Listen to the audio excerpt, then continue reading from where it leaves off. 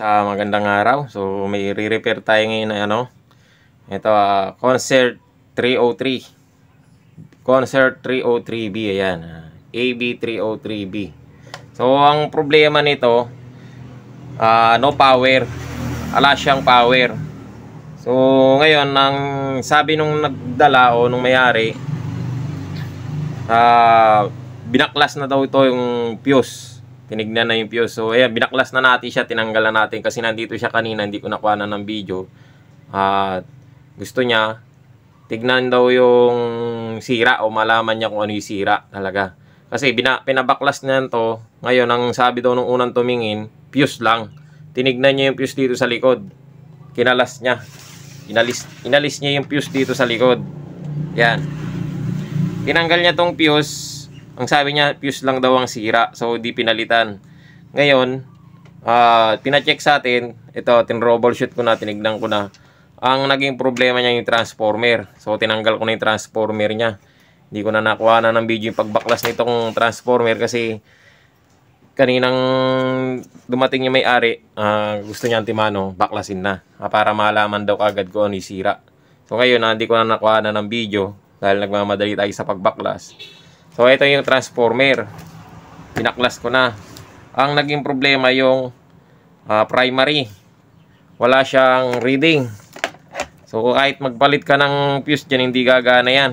O siguro, pumutok man yung fuse, ay siguro may sunog. Hindi magkukwad to, mag-accurate o hindi gagana kahit magpalit ka ng fuse. Kasi nga, sira yung transformer. So, ngayon, testerin natin. Ayos ko lang yung camera. So ayun siya guys, testerin natin yung fuse. So ito yung tester. Ayan, naka times 1 tayo o x1. So ngayon lalagyan natin yung probe ng tester dito sa dalawang kulay red. Ito kasi yung AC niyan eh. Ayan. So wala, hindi siya nag-reading o walang reading. Kahit na itaas natin yan tester, ilagay natin sa X10, wala pa rin. Ayun, no? Wala. So ibig sabihin, sira yung transformer natin. Kaya siguro pinutok niya yung fuse. Ngayon, ang gagawin natin dyan, babaklasin natin itong transformer. Kakalagin natin itong transformer.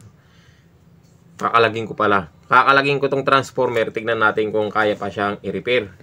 At sabi ko kanina doon sa may-ari, kung makukuha sa repair, mas mainam. Ngayon, pagka hindi nakakuha sa repair, papalitan to ng bago. O medyo may kamahalan pag transformer. Siguro sa online, medyo mura-mura ng konti. Pero, bago natin tignan sa online, repair muna natin to. Sayang eh.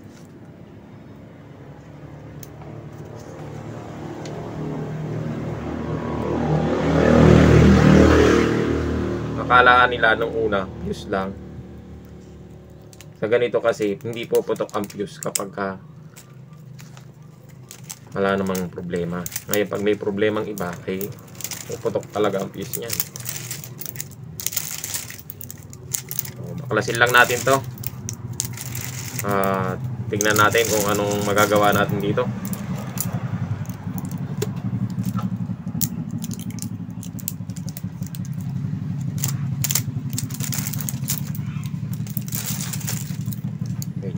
Marami-rami itong babaklasin ko mahaba-haba ito.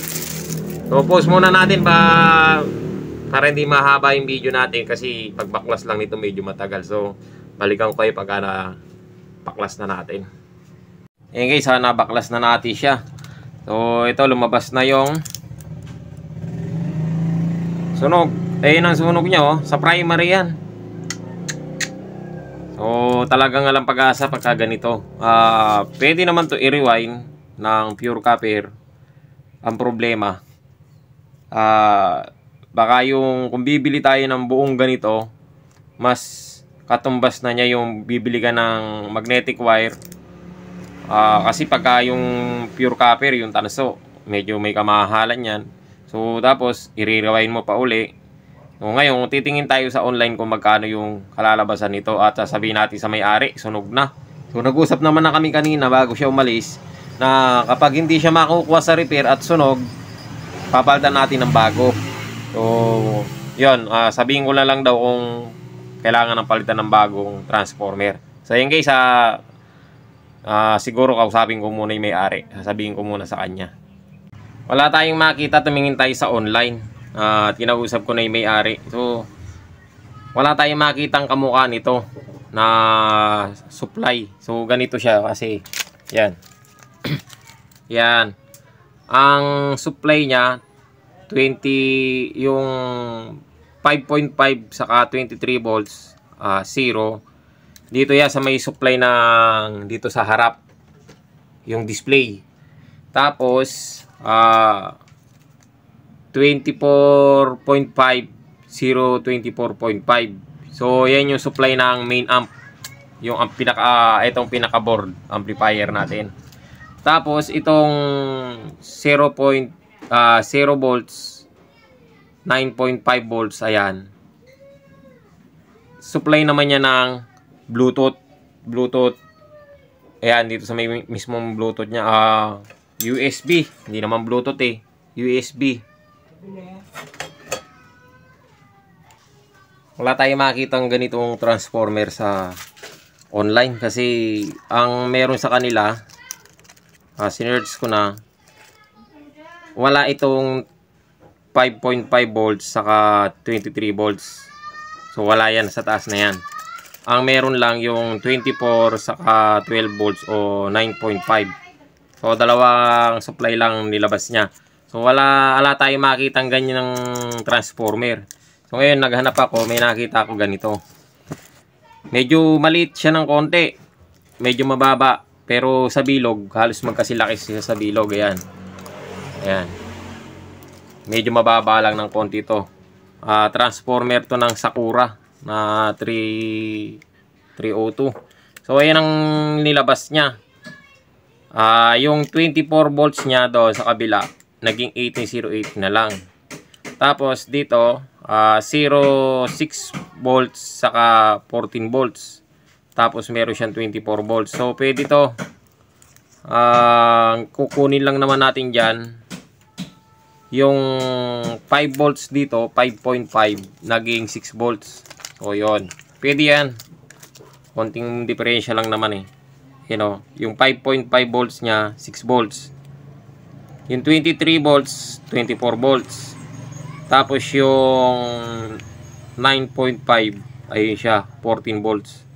So supply lang naman ng ano to, kaya kahit mataas siya, supply lang to ng 5 volts. Yung USB, gumamit naman niya ng 7805, so pwede yan. Tapos yung 24 volt, isang voltahe lang ni tinaas, tas dito kalahati. So pwede to. Yan lang yung medyo bumaba yung supply ng main amp natin, pero kayang-kaya niya naman supplyan. At ang kagandahan kasi dito, pure copper, tanso. Pag tanso kasi medyo maliliit yung hibla, mapino. Kung i-compare natin siya dito sa aluminum, mataba siyang nakikita, kaya medyo lumaki ito eh, kasi mataba na nakikita yung aluminum, pero ang amperahe niya halos hindi naman nagkakalayo yan. Parehas lang din. Saka ito mas maganda, matibay. Pure copper. Ito kasi aluminum. So dito tayo. Kayang-kaya naman niya supplyan tong amplifier natin kasi 302 lang din naman to. 302 lang din naman tong pinagkuhanan nito. So halos parehas lang sila. Galing to sa Sakura. So ayan guys, ikakabit na lang muna natin, tapos testingin natin kung okay na siya, kung gagana ba. Ayan guys, sana ikabit na natin yung transformer. So ito, at nilagyan ko siya ng fuse.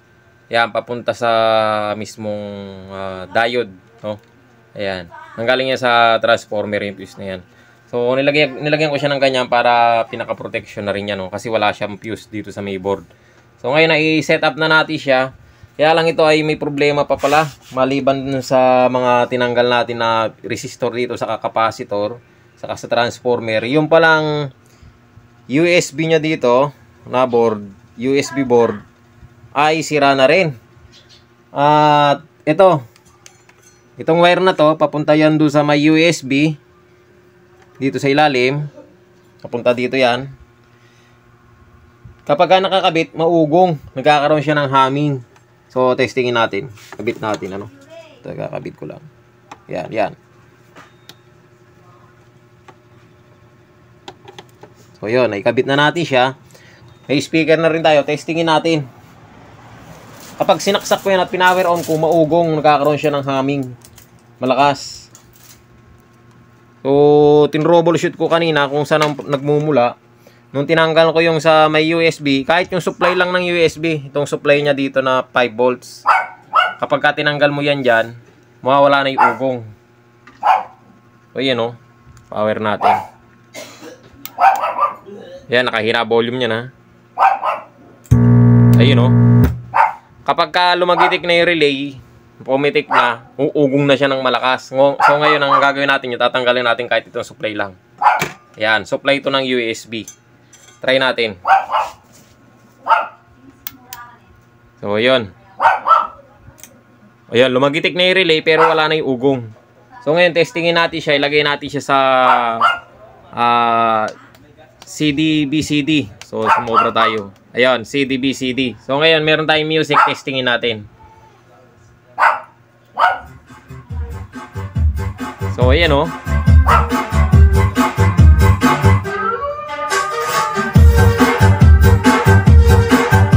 So, ayun. So, hina natin. So, ayan guys, okay na siya.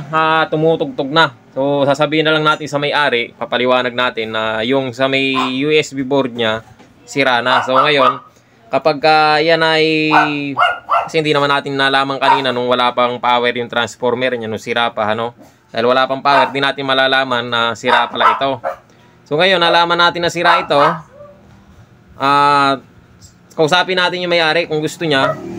Pwede naman pakabitan dito yan ng USB mode o panibagong USB board. Pwede naman yan dito. Kung gusto lang niya. Yun, may Bluetooth pa. Ito, parang wala namang Bluetooth to eh. Parang USB lang to. Saka FM. Ayun, nakalagay dyan oh. USB, SD, FM control. So, ibig sabihin, ala siyang Bluetooth. So, ngayon, kung papayag siya na pakabitan ng ganun, kabitan natin. Ngayon, kapag sabihin niyang okay ng ganyan, ganyan na lang. So, doon na lang siya sa may auxiliary sa likod magsasaksak ng jack. So, ayan guys, testing tayo ulit.